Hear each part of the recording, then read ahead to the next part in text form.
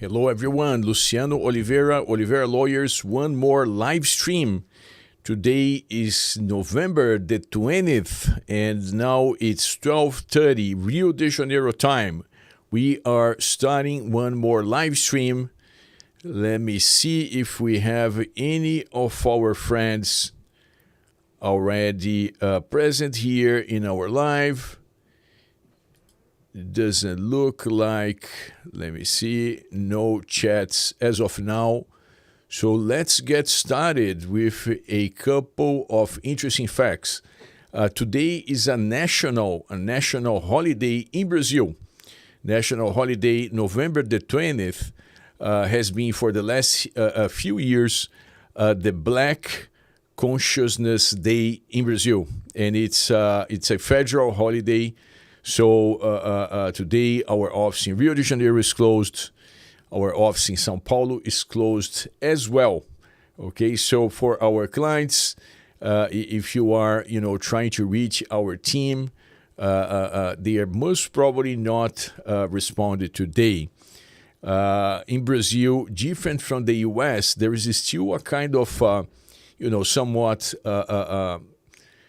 clear separation between a work and private life, right?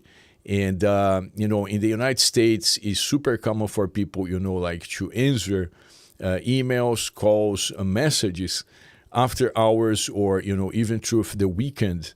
And that's not the custom in Brazil at all. I see here Oliuni. Oliuni, so good to see you. Oliuni, tell us how your journey is going. I'm very curious, Oliuni, to know if you are enjoying Brazil, if you have, changed places. Tell us how you're doing, Oliuni. Sean Don, welcome, Sean. Good to see you over here. Boa tarde. So, in the United States, for instance, right? Like in the United States, if you needed to work additionally, right? Most of the time, you're not gonna be chasing the company because you work at like an additional hour or so. In Brazil, it's actually, binding on the employer that the employer will need to pay, the employee for extra time, extra hours, right? And unfortunately, in Brazil, another, side of labor is that, labor claims are very common, right? I think, there was a study in which Brazil was identified as the, the country with most labor litigation claims in the world, right? And the reason for that is not just because, or it's not because business owners, they don't respect the law, but, unfortunately, there is a culture in Brazil of employees, once they leave the country, they want to take a second shot. They say, you know what, now that I left the company, I don't have allegiance to this company, to these people anymore. Maybe I can get a second shot and get some additional money. It's very sad to say like this, but that was actually even more often in the past. But nowadays, due to the prior federal administration, they try to change it to make it more burdensome on the employees. Like whenever you have a fake claim, if you lose the claim, you would at least have to pay your employers like attorney fees, right? Like, in the past, it was pretty much like Wild West because you could just file and say whatever you wanted. If the employee would lose the claim, the employer would get nothing, right? Like, so it was a completely risk-free second shot at the employer in the past, but not anymore. But still, the same culture exists. So I'm going to give you an example. And for those of you who are in Rio de Janeiro or São Paulo, do an experiment, okay? If you take the subway, to a major station. So in São Paulo, we're talking about República, we're talking about Praça da Sé, right? Like those really busy subway stations in Rio de Janeiro. I don't know, it could be Copacabana maybe. When you leave the subway station, usually you're gonna see a bunch of people like selling stuff, and among those people, there should be a guy holding a sign, and in this sign is gonna say labor lawyer, free consultation, get your money, right?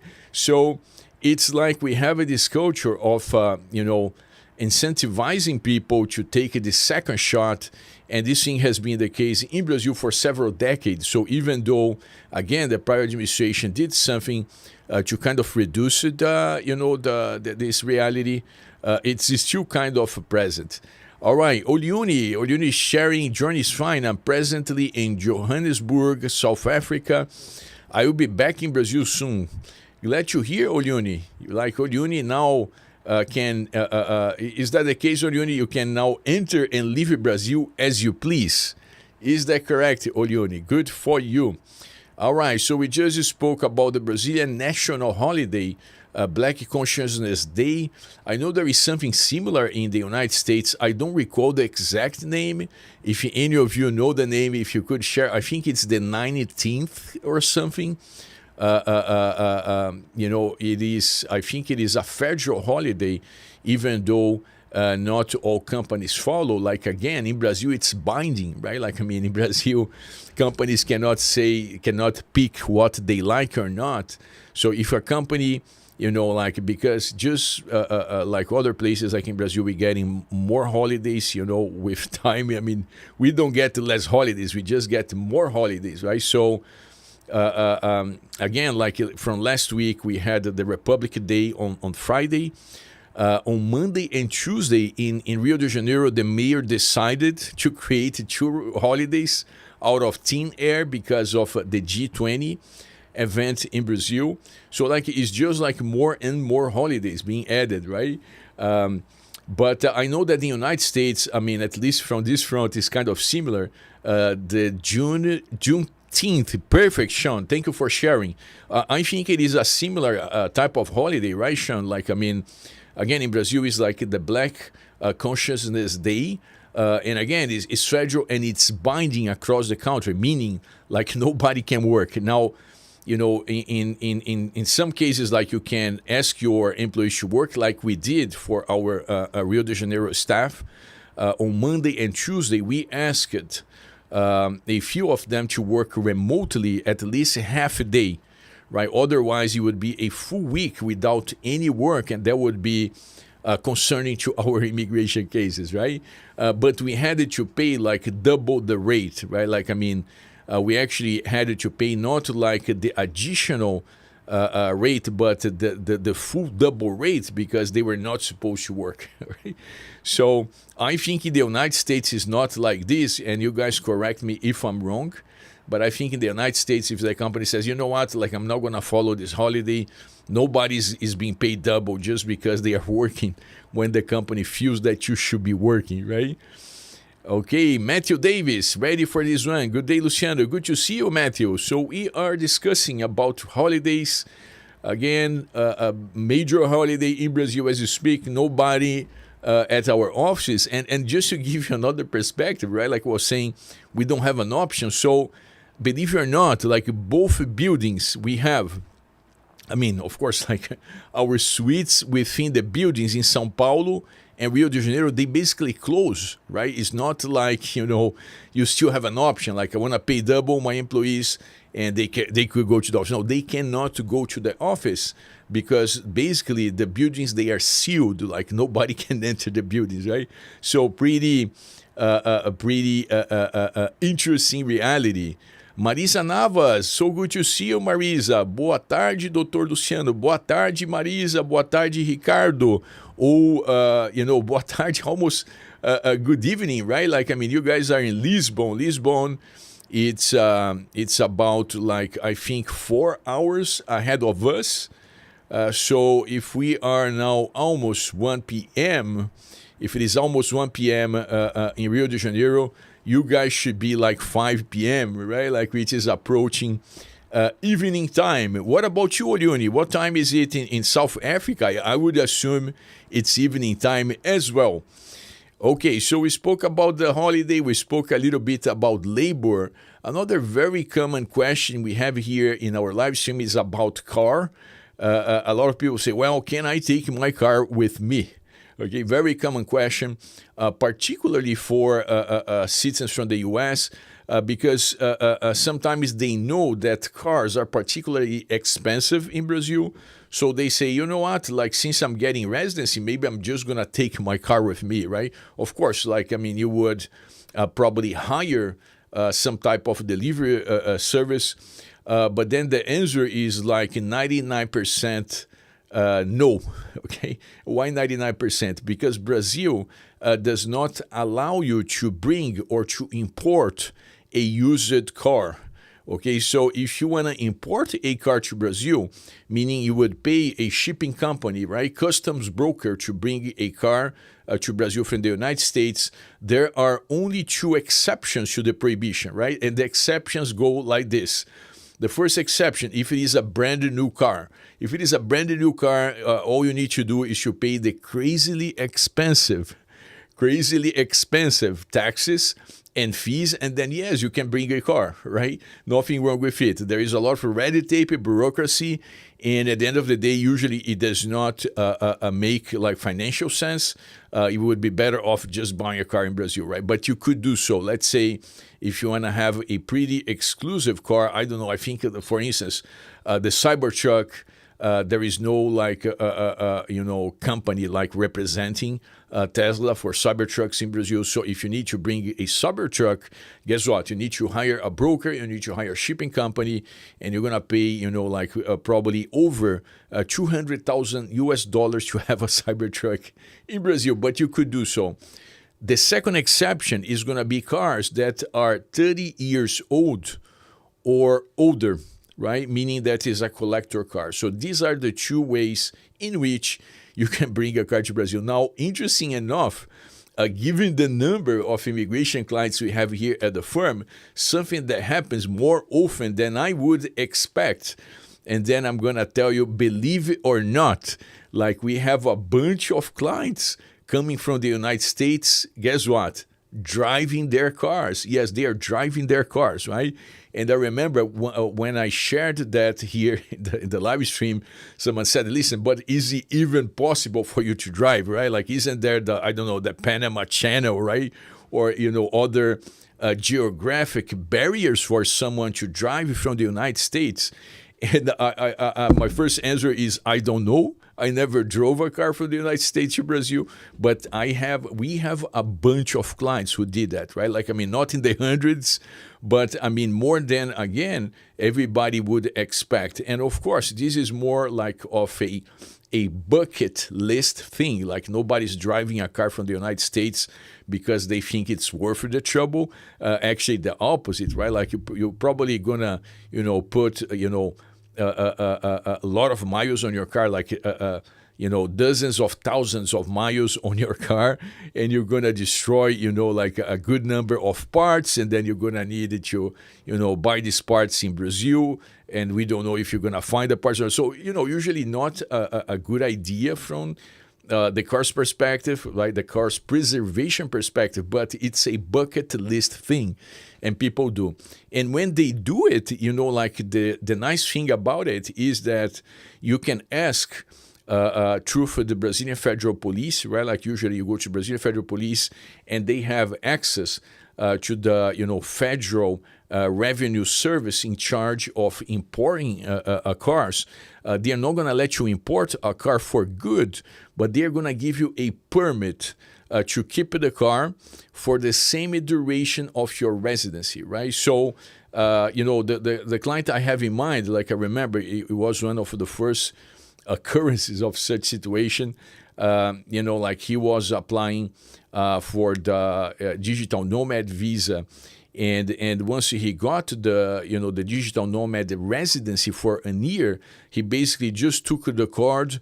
He went to Receita Federal, or the Brazilian Revenue Service. He presented the car. He presented the documents for his car, and he got a permit to be driving the car, to keep the car in Brazil for the duration of his residency in Brazil. And once his residency was about to expire, he applied for the renewal, and then he did the same thing for the car, right? So that's another unusual route to bring a car to Brazil. We have a Planeta Abstracta. Welcome, Planeta. Good to see you over here. Oliuni says currently 540 in South Africa. That's surprising, Oliuni. So is it almost the same thing as Portugal? I thought it was going to be later in the day, Oliuni. Very interesting to know. I hope you're enjoying South Africa. Planeta is asking, what do you think about Barra da Tijuca district in Rio? Beachfront properties there a bit cheaper there than Zona Sul. Yes, I mean, Barra da Tijuca, Planeta, it's a great choice, right? Like, I mean, we have many clients, okay, like from the United States, from Europe. They pick, Barra da Tijuca. They pick Recreio, right? There is like a more into the the state type of location. Some people call it Barra Olímpica, which is not Barra da Tijuca, but is somewhat close by.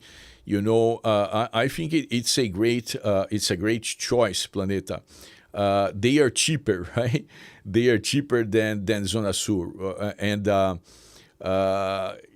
Ipanema and Leblon, they are a different type of ball game, right? Like prices over there, they are crazily expensive for beachfront properties. Like in Ipanema, for a beachfront property, usually we're talking about several million reais. Okay, so it could be like 4 or 5 million reais. Very common for properties over there to cost actually $1 million, like for a beachfront property in either Ipanema and Leblon. I think Ipanema is ahead of Leblon in terms of crazily expensive properties. The largest transaction we ever had is actually going through as we speak. It's in Ipanema, and it's a penthouse for 16 million reais, all right? 16 million reais. So that's outside of the average for sure. Most of our transactions, they are in the range of 1 to 3 million reais. Okay, that's like 90% of our business is going to be between 1 to 3 million reais. And Barra da Tijuca, like you could potentially buy, beachfront properties for 1.2, maybe 1.5.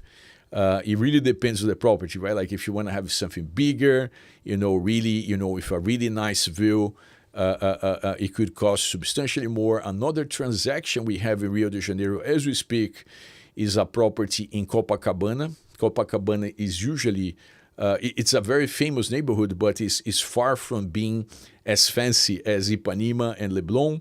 And we have a transaction going on in Copacabana for 2.5 million reais, which is not standard. Like, again, Copacabana properties are going to be usually cheaper. But this one in particular, like, it has two, distinct pluses.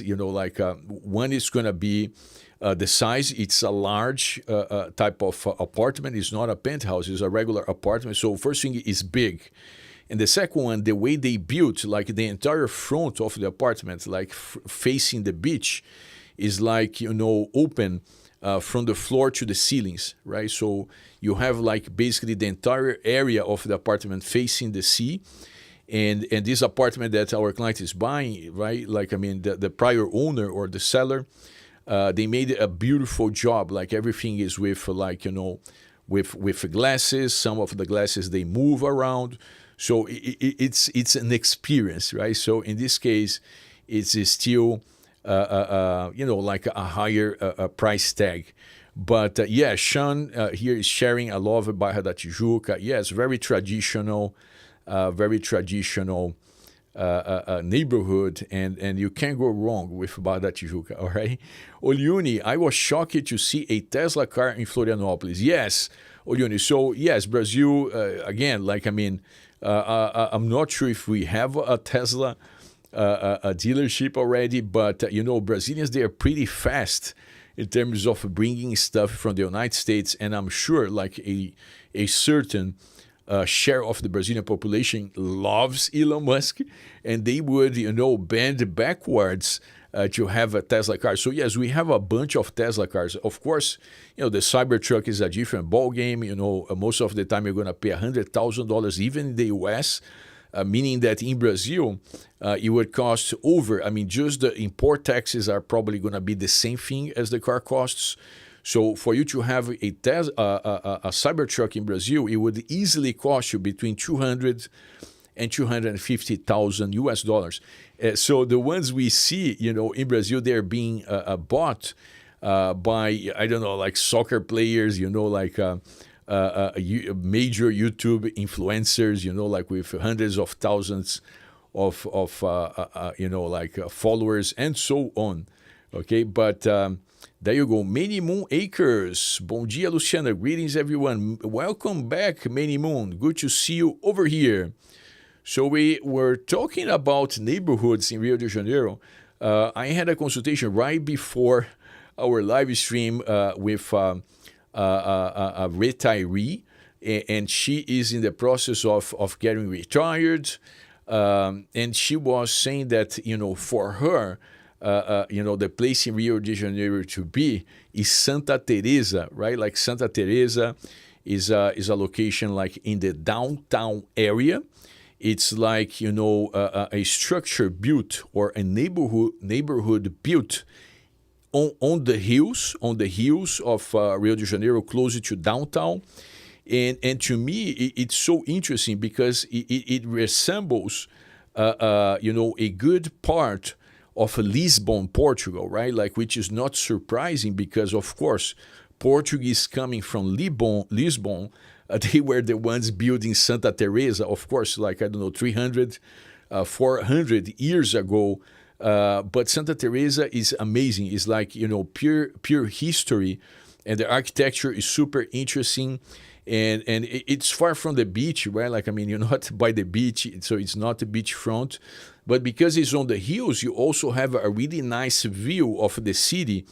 And you can actually see the seacoast from far away, right? But it's an amazing location. I love Santa Teresa. Whenever I have an opportunity, I'm going to go have, either lunch or dinner, sometimes breakfast. There are amazing locations over there, good service, good food, price, I think it's fair for the experience that they provide. And we don't have, it's not like a major location for transactions in Rio de Janeiro, but we do have transactions in Santa Teresa every now and then. All right, look at that. Sean knows a lot, even about Brazil. So Felipe Rat purchased a Cybertruck. I guess Felipe Rat, I'm not big into soccer, Sean. Is it like a Brazilian soccer player? But Sean is sharing that Felipe Rat purchased a Cybertruck. Yes. So there you go. Whenever you're talking about Cybertruck in Brazil, it's going to be like a personality or, this type of big names that are buying the Cybertrucks. All right, Many Moon Acres, Brazil versus Uruguay World Cup qualification game today. Such a good heads up. Like, I'm not really big into soccer, but I do love the World Cup, and I'm actually, Many Moon, I'm actually thinking about the next one that's going to be in the United States. And I want to see if I can buy the tickets, but I never know when to search for it because as far as I know, they are not available for purchase yet.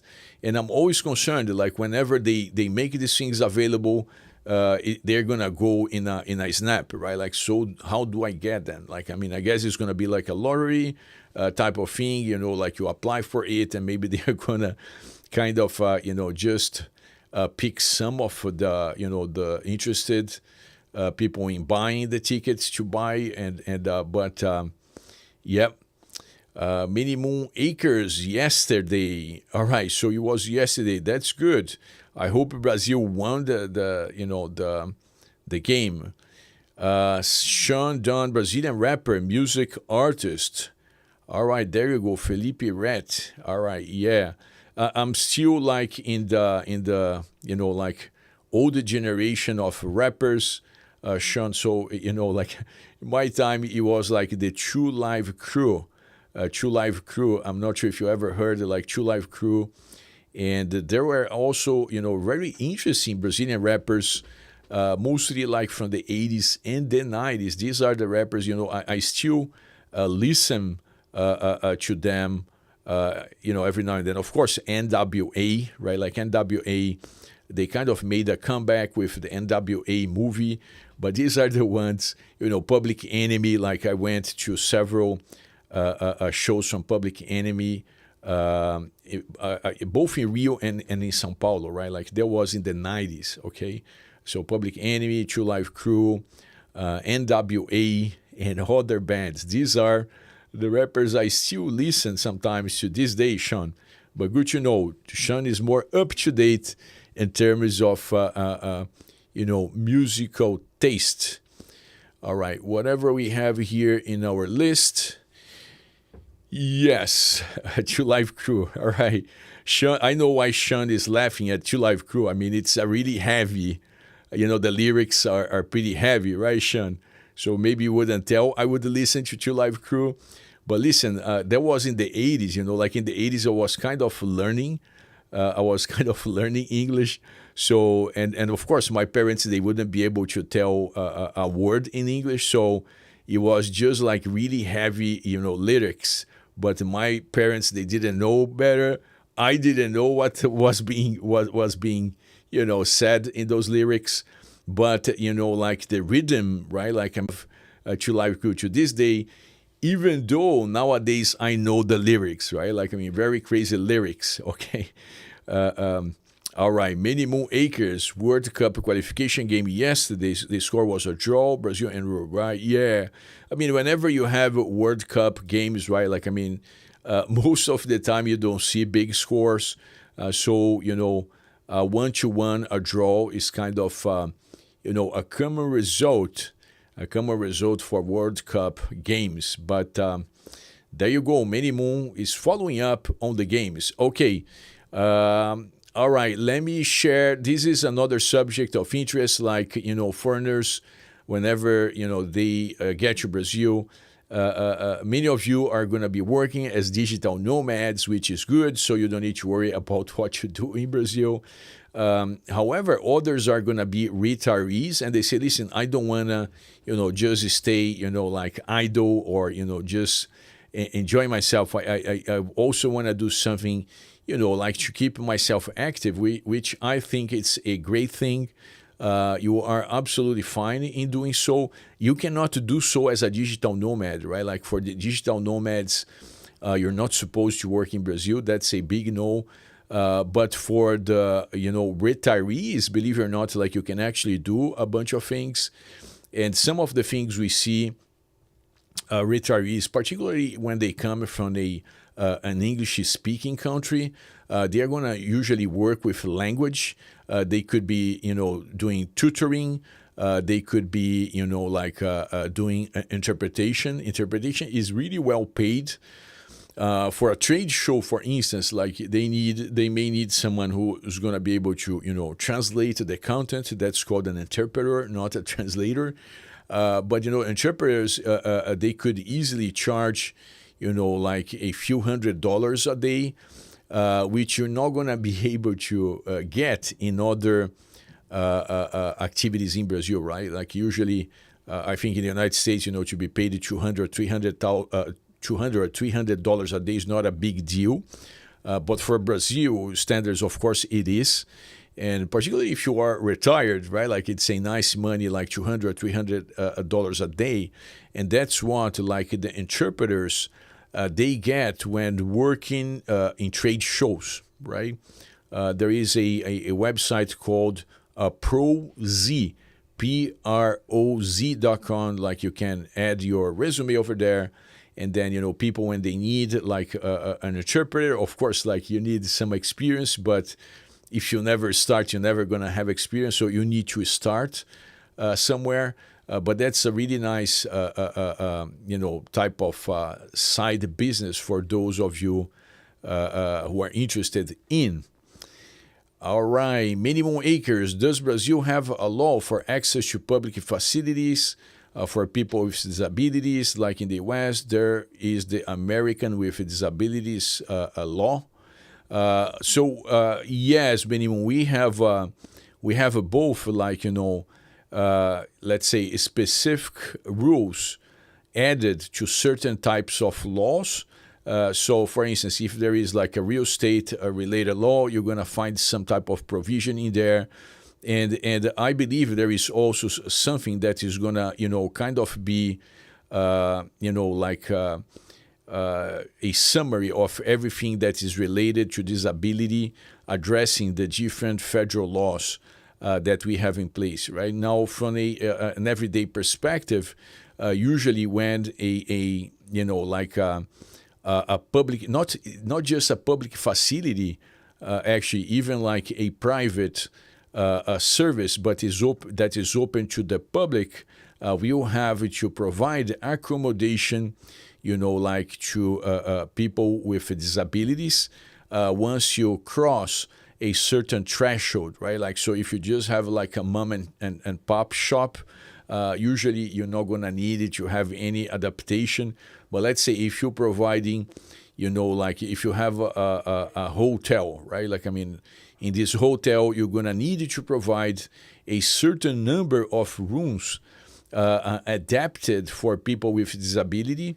And on top of that, you're going to need to make sure that people can access like the hotel reception, and from the hotel reception, they can access the elevator, and from the elevator, they can access the specific rooms with, like adaptations for people with disabilities, right? And this question is interesting, minimum acres, because Brazil has this kind of, driver of being, concerned with those that, in our culture we call less fortunate people, right? Like, so, like people with disabilities, like, I mean, people, financially, like challenged. Like there is this recurring concern of, trying to accommodate and trying to make sure that everybody has a shot, and that, like everybody can enjoy their lives, no matter the challenges that they face. Okay, so this driver is very present in the Brazilian culture. However, unfortunately, another trait that is ingrained in our culture is like the corruption trait, right? And I think it is, is just not helpful. Like some people like to frame it, they say, well, this is just like the politicians, right? Like, I mean, I like to think that politicians, they are just like, in a certain way, they mirror the population at large. So in Brazil, like if we have like such, recurring and unfortunately, like really, like standing out cases of corruption, it is because, unfortunately, we also have like this corruption trait in our culture, right? So what I'm trying to say is, like, at the same time that we are concerned about people who need help, unfortunately, the more money we send their way, the more money get caught in the corruption network, right? I mean, you guys probably know by heart, at this point, that in Rio de Janeiro, out of the last 10 governors, I think 5 or 6, right? Like they went to jail for corruption. And listen, for someone to go to jail in Brazil for corruption, it's a really high threshold, right? Like, so this is like, crazy cases of people, like stealing like millions and billions and millions and billions of dollars, right? Like doing all types of crazy things. And that's very unfortunate, right? Like, so at the same time, we have this, I would say, genuine concern with those in need. At the same time, like we send the money their way, but the money that gets to them, maybe it's 30%, of what should be, and that also hurts a lot because you know what, like a lot of people are going to say, no, I'm not going to, donate money to a cause, or I'm not going to, want to pay taxes for this particular purpose, because they know that so much of that money is going to be wasted. So it makes easy for people to say no, right? Just because you know that probably, if not most of the money, a substantial share of the money is going to be wasted, okay? There you go. I don't like to sugarcoat Brazil. I think that Brazil doesn't need to be sold, in a sense that nobody needs to convince you guys that Brazil is a nice place to be. But just like everywhere else, like we have, pros and cons. We have upsides and downsides. All right?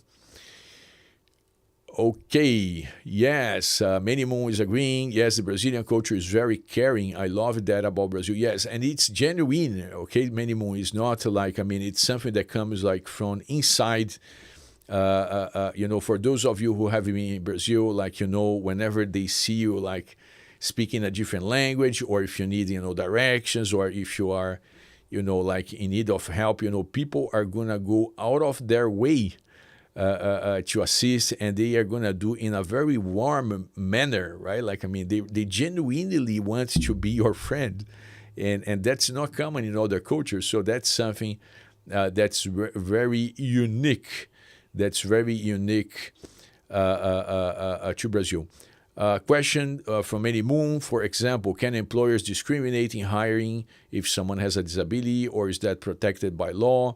So there is also, like, for larger employers, they are going to need actually to fulfill a certain percentage of positions with people with some type of disability, right? So usually when people in Brazil, they are looking for a job, they are going to disclose the disability just because first they are going to avoid this type of situation in which they're going to show up for a job and the employer is not expecting someone with a disability. So, like, they don't want to be in a place in which they are not welcomed. And on the other hand, just because companies need to fulfill those positions with people with a disability, so they actually disclose the disability, because they know, let's say, if it is not like a major disability, companies are going to be actually are going to be very interested in hiring this person to fulfill the mandate in terms of how many positions for for people with disability are required. All right, so there you go. Very interesting question, Many Moon. Bill, good to see you over here, Bill. Oi, Luciano. How has your morning been so far? What are your plans for the rest of the week? Yes, Bill, thank you for asking. My morning has been great. I'm taking good care of me. Just need more time for riding my bicycle, Bill. I remember your advice pretty good. Just riding a bicycle, to do some cardio. I need to catch up on that, but, pretty a reasonable week so far. My wife, she's traveling. I'm looking, after the kids at evening, like once I'm back from work. But it has been a great week. What about you, Bill? Tell me what you're up to. And Bill, just because you asked it, I'm going to ask you, what about your plans for Brazil? I know you are, doing a lot of studying, a lot of planning. I want to know, how your planning is going so far. You don't need to give us dates. No pressure on that end. But I would like to ask you, Bill, what about destinations? Is it going to be like Rio de Janeiro, São Paulo, Northeast, Florianopolis, maybe someone saying, Amazonas, or, Center West for a change? Because as you probably can tell here at our live streams, the destinations, they are pretty repetitive, right? Like Rio de Janeiro, Florianopolis, sometimes São Paulo, Northeast, like Fortaleza, Bahia. But it is very intriguing to me. Like, there are many foreign citizens, for instance, in the Amazon, right? Like, actually, I'm not sure if President Biden already left. I would assume so, that he already left the Amazon. Like, he arrived in Manaus, Amazon, like on Sunday, right? So doing our live stream, I said, listen, exactly today, President Biden arrived at the Amazon, and it was funny because I think at this stage it's not even true. I think just people making fun of President Biden, and I don't think he deserves, by the way. But like he had an interview, like in Manaus, and there was like the rainforest behind. And then after the interview, guess what he did? He just went straight to the rainforest, kind of wandering through for the rainforest, right? And maybe he was just going for a walk or to enjoy himself, but people would not miss this opportunity of making fun and say, all right, now Biden is just lost. Like he just went for the jungle and disappeared like in the rainforest. But there was a very interesting, image. And of course, this is like all over, TikTok and all the social media. All right. All right. Paige, good to see you, Paige. Oi, Luciano. Sorry I'm late. How are you today? I'm doing great, Paige. And I'm doing even better now that you're here. All right. I really like to see you guys over here. We are a small but close a group of like minds, I want to think. So I really appreciate you coming over, Paige. All right. So we spoke about several things today, National Day, cars in Brazil. And by the way, just to complement something in terms of cars, and I think I don't need to really tell you much on that front, but for the big cities, like Rio de Janeiro, São Paulo, sometimes to have a car is not even a good idea, right? Traffic in Brazil's big cities is pretty hectic. And it goes beyond, right? Like sometimes people say, well, but I'm from New York City, I can handle. It's not going to be much worse than here. And maybe I would disagree because on top of, heavy traffic, there is also like the way we drive in Brazil, like we get closer to each other's car. So, in the United States, people, they don't, get too close. Like it's more about personal space. So people have a personal space and they somehow replicate that behavior in terms of the car. So it's like the car, of course, is not a personal space, but the cars, they are also well spaced out. Not in Brazil. In Brazil, people get super close. And again, unfortunately, people don't really respect, the traffic signs, and super common for people, to take shortcuts. So it's, for someone coming from the United States, sometimes it's difficult to drive in Brazil, right? I remember there was this couple I met a few years ago. It was like the lady, she was a Brazilian. The husband was from the U.S., and the husband would tell me, listen, whenever we go to Brazil, I never drive. She needs to drive because I cannot handle that. It's just craziness, right? And that was really representative. So for us, like Brazilians, all right, like we can handle the traffic, but sometimes for foreign citizens, particularly if you're coming like from, the United States, I think it's going to be more challenging, right? Like now, if you're coming from Italy, if you're coming from France, not surprisingly, Latin countries, right? Like, that France is also a Latin country, right? Like whenever people thinking about Latin or Latino, they immediately think about Mexico, right? But Latino is a really big umbrella. And we have in that umbrella, we have, like the French, we have Italians. And not surprisingly, they also drive in this more like crazy type of way. And that's super typical in Brazil. Okay, so if you are in São Paulo or Rio de Janeiro, I don't think you need a car at all. Right now, I have, some clients, we have some clients that they say, listen, at the end of the day, I still want to have a car, right? It's almost like something that they see as part of their identity. I have a car, right? And I understand that there is nothing wrong with it. And some people, they're going to get a car, they're going to keep in their garages. Maybe they are going to drive it for the weekend. They are going to go like from Rio de Janeiro City to Petrópolis, right? Which is like more inner country. And then, yes, it makes a lot of sense because, like, you're not going to take a bus. You go from Rio de Janeiro to Petrópolis, right? You're going to actually get a car so you can go, in your own pace without having to get into a bus, right? So it does make sense every now and then. All right.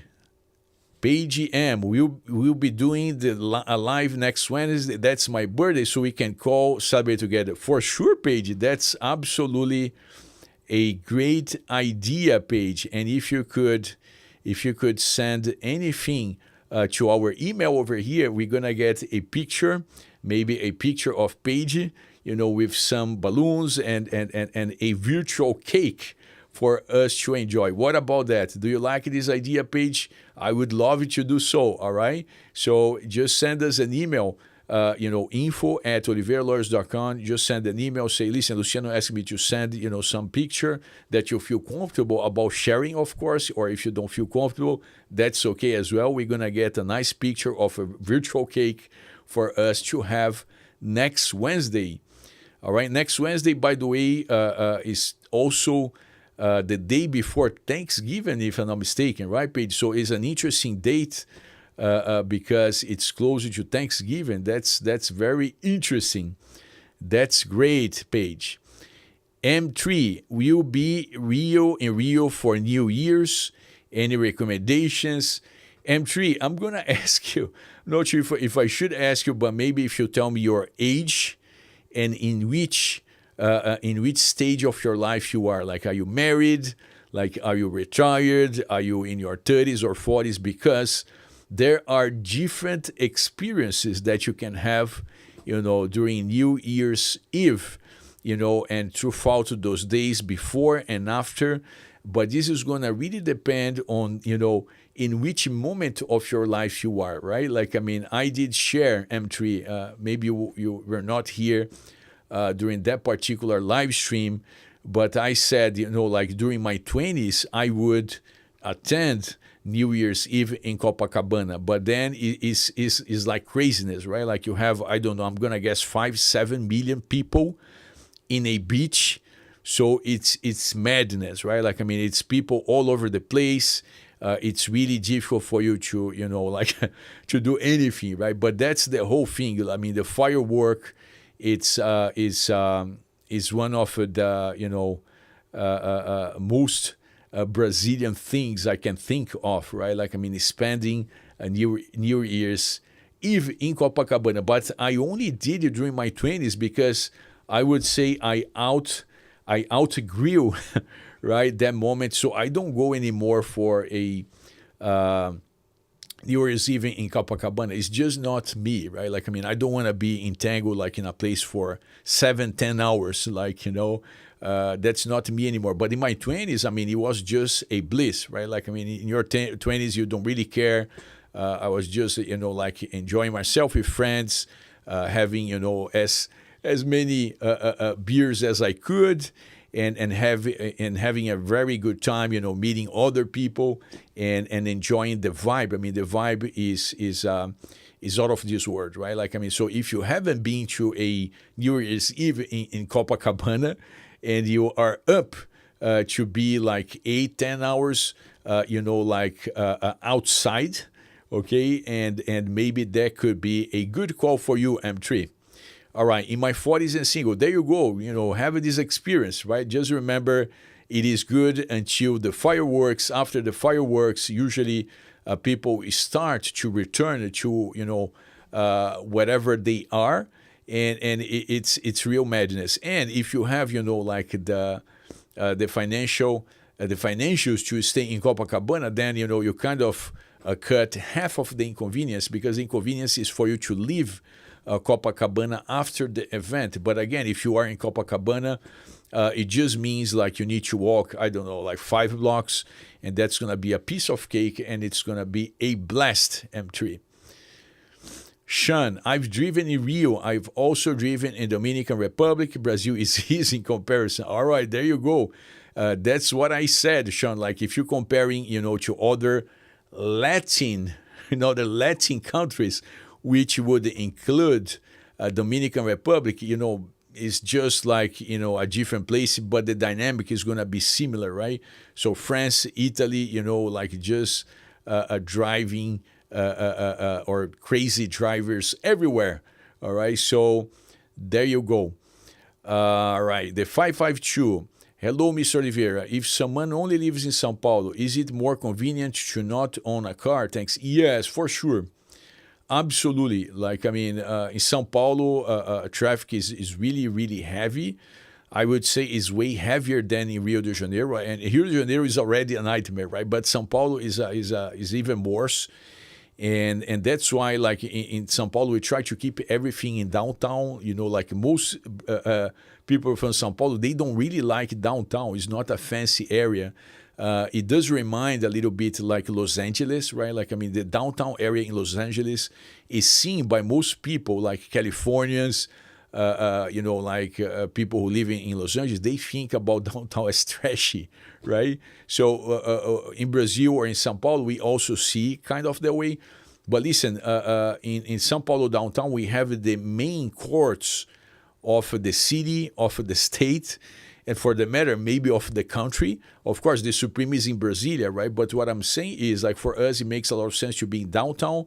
But another big reason is because it's just like crazy, for someone to live, like, in the suburbs and try to get somewhere in São Paulo. So if we concentrate everything in the downtown area, it makes more sense.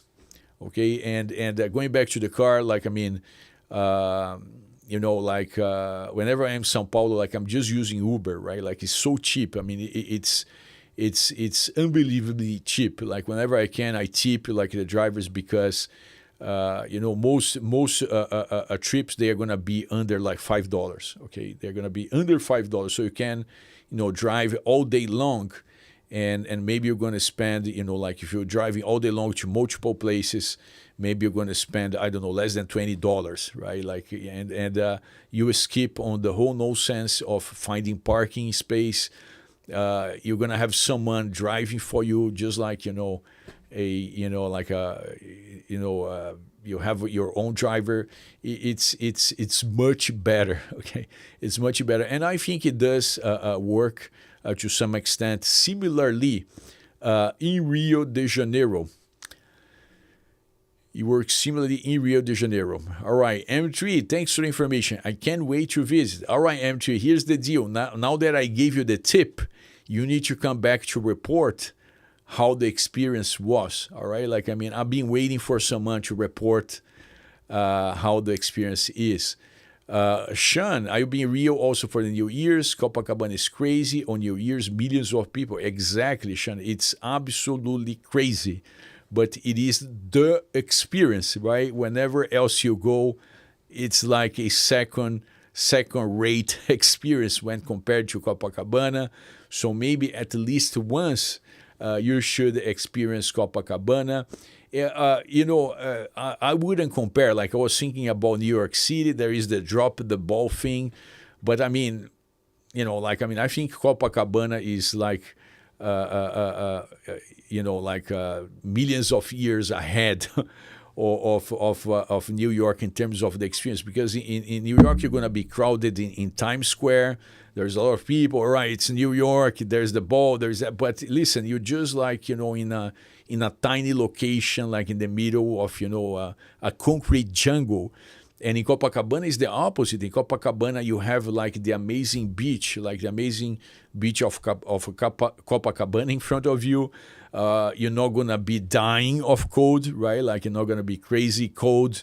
I guess, even though there are millions of people, there is still a better access to, restrooms. Sometimes people are in Times Square, like they don't have a place to go, and they go wherever they are. So it's not really, like something I never tried that, right? Like, I never wanted to be in New York for the drop the ball thing. But in Copacabana, like, I mean, it was a big thing for me again in my 20s.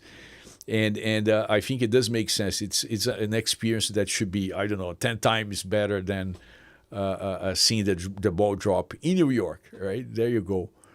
Bill, yes, I want to visit all those places. Would love it to be there for New Year's Eve and Carnival, trying to work it out. My heart is in Brazil. I'm feeling great and working hard to get there. Yes, Bill, yes. I mean, just some, food for thought. Like sometimes we try to nail down every single detail, and like sometimes things don't need to be perfect, right?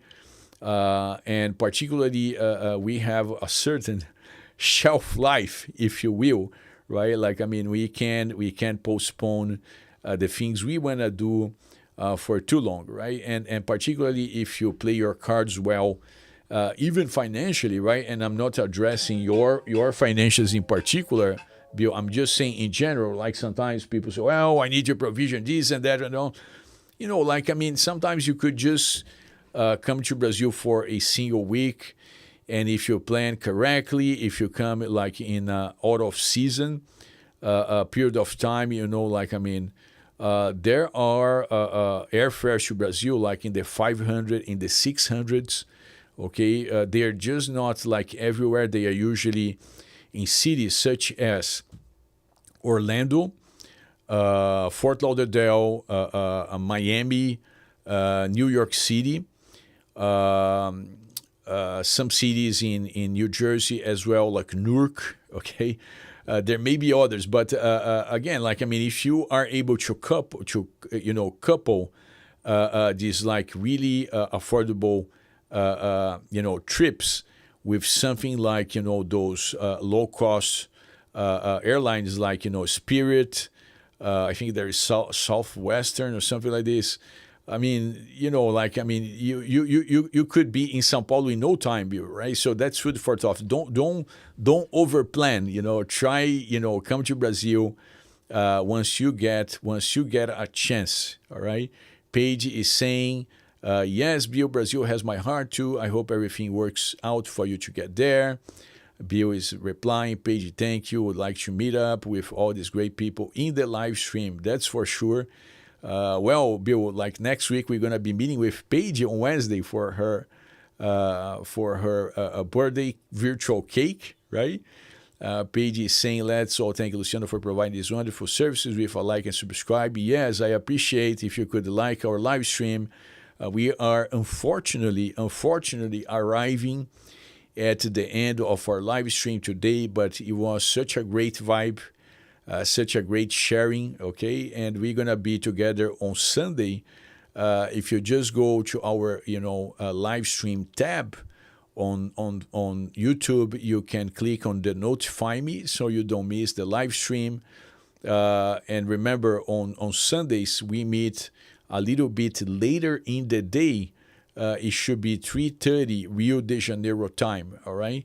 But I certainly want to see you guys over here.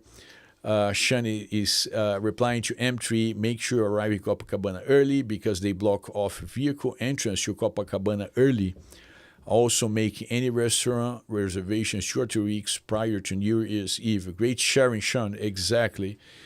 So yeah, best case is like, Copacabana is a huge beach, right? Like, and they have literally hundreds, if not thousands, of options for, of course, not a hotel, not thousands of hotels, but you have hundreds of options between hotels and inns. And you also have a massive number of Airbnb and Booking.com listings, right? So again, if you book, I would say still, like, I mean, it's kind of almost like December, but you could still potentially find, like listings available in Copacabana.